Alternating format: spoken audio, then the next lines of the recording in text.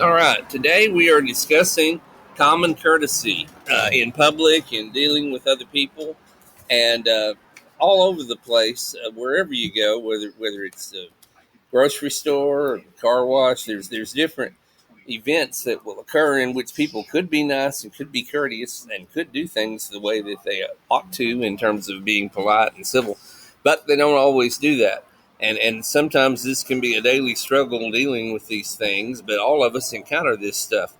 For example, what happens with shopping carts? What's one of the things that goes on with them? Well, I've worked in retail for about 35 years, and I've done many a cart run. And I'm sure anybody listening to this that has done at least one or two cart runs in their lifetime, they know when someone doesn't return a cart to the buggy rack or the inside of the store, which would really be nice if everybody would just take the time to do that, because a lot of people don't realize that by leaving your cart out there, if a storm comes up or you get a buggy scratch or any reason for it to contact your vehicle, the parking lot is a separate property basically than the store.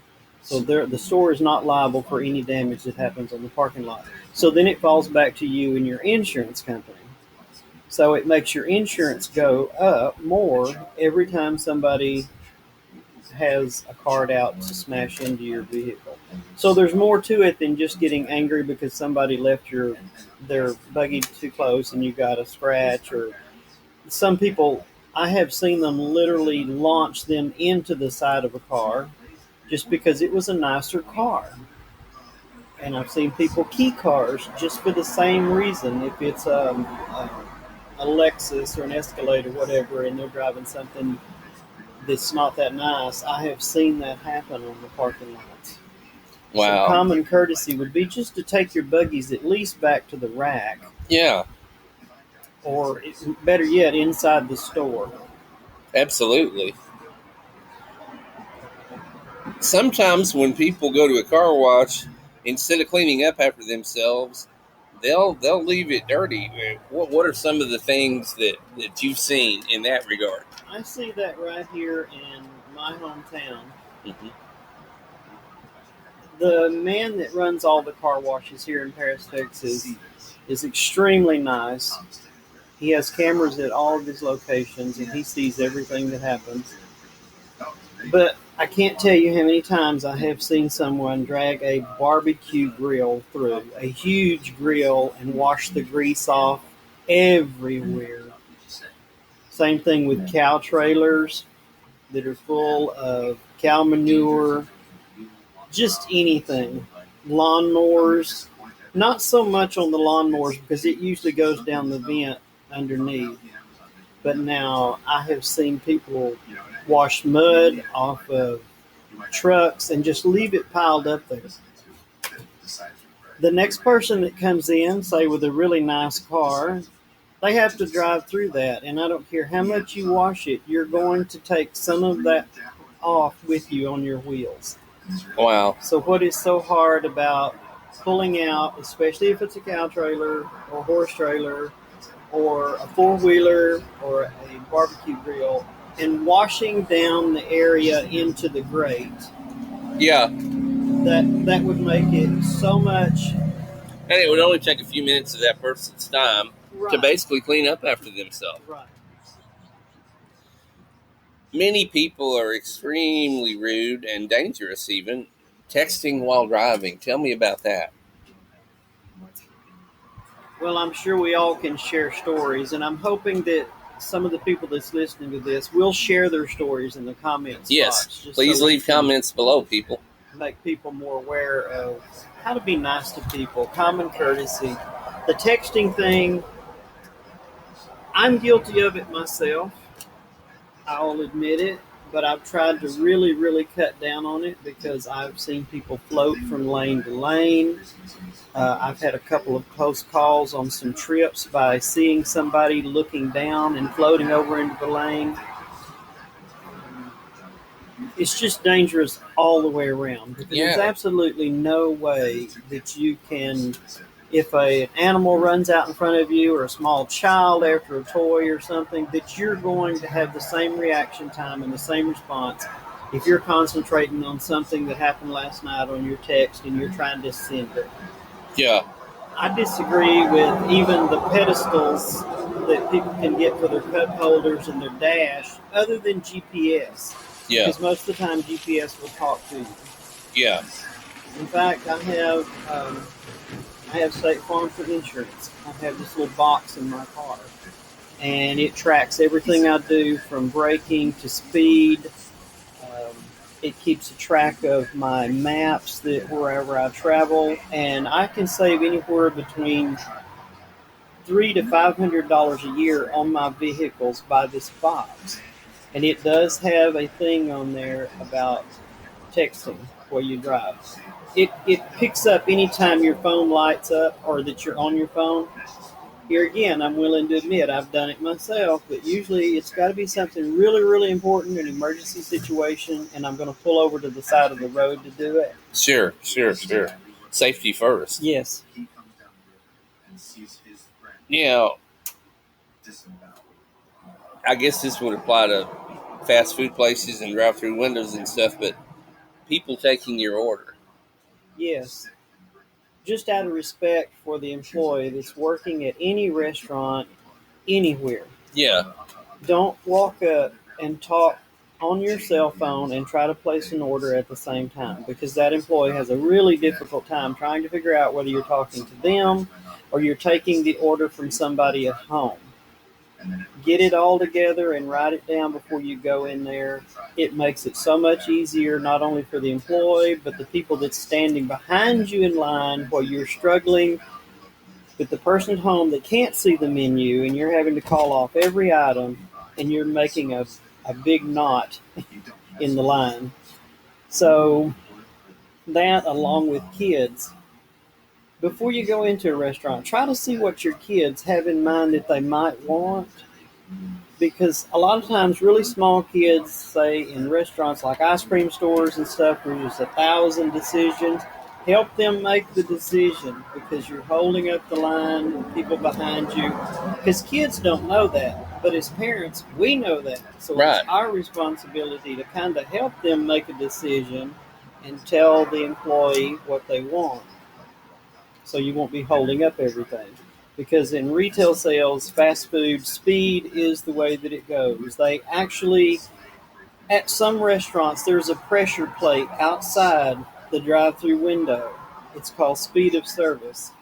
When you place your order at the board and you pull around and your car is on that pressure plate, they time how long that car is at that spot on that plate. The managers and assistant managers, it can mess up their commissions. It can mess up. They can literally get in trouble from letting a car sit there too long on that plate. So try to make it as easy as possible for the people in there taking the orders, and make sure that they can hear you. Whatever you do, just don't drive on around to the window and place the order at the window. That really holds up the line that way. Oh, yeah, absolutely. And when you're parking at some restaurants and they ask you to pull forward, that doesn't just mean pull forward 2 feet so somebody can't get by you. That means pull forward into a parking place right by the nearest door. They'll bring it out to you. Exactly.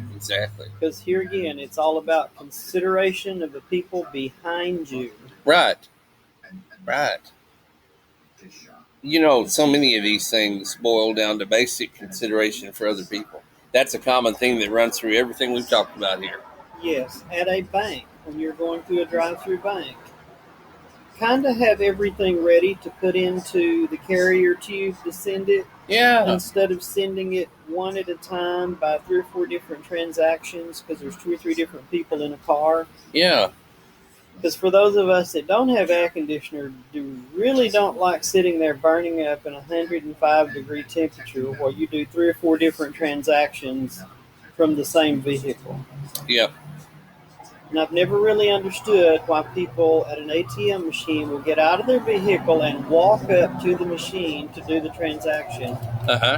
and not just stay in their vehicle and pull up? Yeah.